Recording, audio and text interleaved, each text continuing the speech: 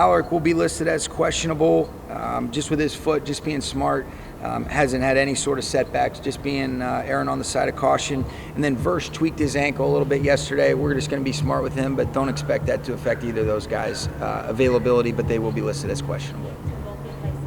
That's the expectation, yes. What was your reaction when you saw Kobie's pass? Man, you knew that how talented he was, but the versatility, I asked him if he picked out his outfit for goo, but he was awesome. I thought he did a great job, filmed that this summer, and it was impressive. Just, he's got such range. He's so talented and gifted, and he still works at that, and you could see his teammates were impressed. We showed that in the team meeting today, the Goo Goo Dolls, when he was singing that and put his own spin on it, and it was cool.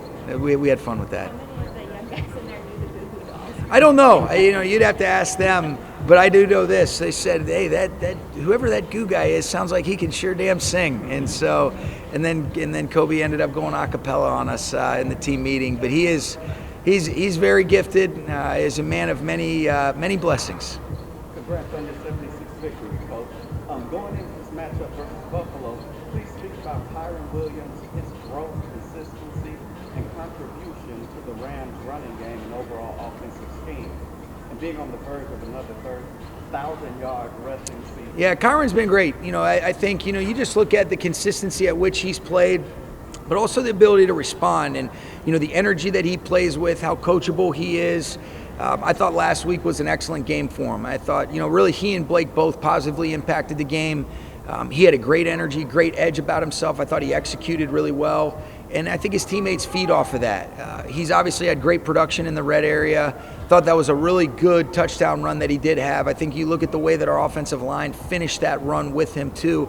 That's what you want it to look like if you're physically playing tough on the line of scrimmage.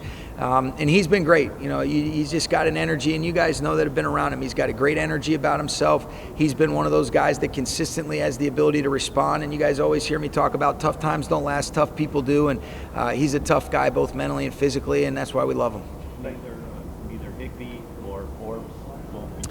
They won't, not this week. Higbee it's been, like I said, Gary, to even have Tyler out there impacting in a positive way, amazing tribute to him, the amount of work he's put in for what he's had to overcome. And, you could see the reverence and just the appreciation that his teammates and his coaches have for him. Maybe this Thursday against the 49ers, but not this week. And then Forbes will continue to just take it a day at a time. I know he and Aubrey have been able to spend some good time together. He's looked really good in some of these practice settings. Can see his movement. He is getting up to speed with some of the things that we're asking, but it's been good, having both those guys out there. With Higbee, is it more of a situation of just a short turnaround, or is there anything you still need to see from him on practice? I think it's just, for him to even be out there at this point, Stu, is a real credit to him. And so, knowing that when you start that window, we always kind of knew that we wanted to probably give him close to that full allotment of time before you ended up getting him back out there.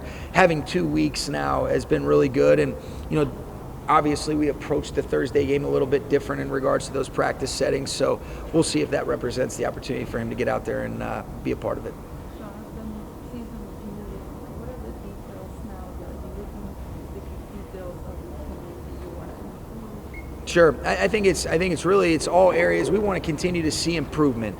I think, always starts on the line of scrimmage. I think really with both lines of scrimmage, the consistency at which we can do right longer, continue to do the hard things at a better clip, and then how that translates to the other guys around them. But, it's all encompassing to everything. I think, what is important is when we've been at our best, there's continuous improvement. You start to play your best football in the month of December and leading into, that last game that is in that first week of January. But it's really the one day at a time. I know it's the coaching cliche, but if everybody can continuously improve and we can play 11 as one on both sides of the football and in the kicking phase, we're going to give ourselves a chance. Sean, Kobie Turner said that it was the perfect room for Emmanuel Forbes to come into because of the personalities in there, because of Aubrey and Mike, and also because of how the ages are all different and how everyone kind of is. Can you shed some light on what that room, that Higbee's room, is like? Well, I think you have a lot of guys that have a bunch of different experiences that they can, connect, relate to.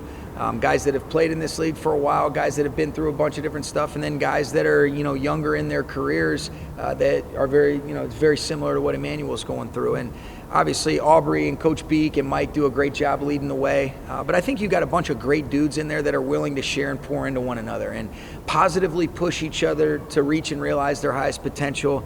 There's a great vibe in there. You go in that DB room, and Aubrey does such a good job of setting a comfortable tone where there's a good balance of, all right, the urgency where we're focusing on things, but then let's get to know each other as human beings as well. And I think that allows for guys, especially when you're being onboarded, to have a comfort and a connection that's really important where, hey, I can relate to this situation, or, where have you been and where are we going, and, feel like guys are putting their arm around you and excited to be able to help you grow. Sean, you've seen Kevin up close as a coach. I'm curious, on a personal level, as you see in the video of him talking to Anthony Richardson, just how he talks to those guys and coaches on a personal level, how would you describe that style? It's what makes him special. I think he's got a heart for people. He's one of those guys. He's got such incredible, authentic, emotional intelligence. And I do think for him, too, having played the quarterback position and knowing some of the different experiences that he had, that he can relate to these guys that are going through, different things in their career, whether that be challenges or whether that be some of the, the positive moments. But he's got a heart for people. I think that's why his team loves him. And, and that was a cool, authentic moment that is truly, I think that's a good insight into what makes Kevin a special person above everything, but also have great awareness on, timing, tone, all those things. And that's who he is. And that's one of the reasons why he's a total stud.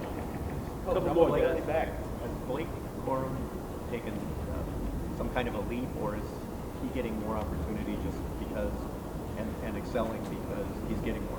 I think it's a combination of both. I thought he did do a good job. I mean, even though some of those drives early on didn't result in points, I thought he impacted the game in a tremendously positive way last week, particularly on that second drive. And I think it's always about, all right, he's definitely earned that opportunity, and then what's the best way for a running back room for Coach Gould to be able to, utilize those guys and keep them fresh throughout. I think last week was a good indicator of what is, probably best to be able to take advantage of both those guys and then be able to have Ronnie supplement them accordingly. Coach, I want to belly back to that 76 victory, to you obtaining that 76 victory and becoming the all-time winningest coach in franchise history. You passed the great John Robinson, and you being a student of the game, I want to know what are his influences, or what were his influences on you? Yeah, I think, first of all, Coach Robinson made a tremendous impact on this organization, on the game of football in general.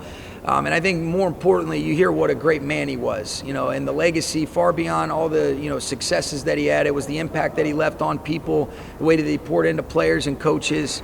This is the greatest team sport that there is, and I've been really fortunate to be around great players and great coaches. You don't take for granted how challenging it is when you just look at the inevitable turnover and things of that nature, but Coach Robinson set a path for coaches in general, not exclusive to myself, and I know he'll be tremendously missed, but he made an impact, and I think when you really talk about a legacy that is worthwhile, obviously he had a lot of different wins, but when I hear about the impact that he made on people, the influence that he had in a positive way, just based on the way that he moved and connected with people, that to me is what it's about, and that's what you're always trying to do as a coach.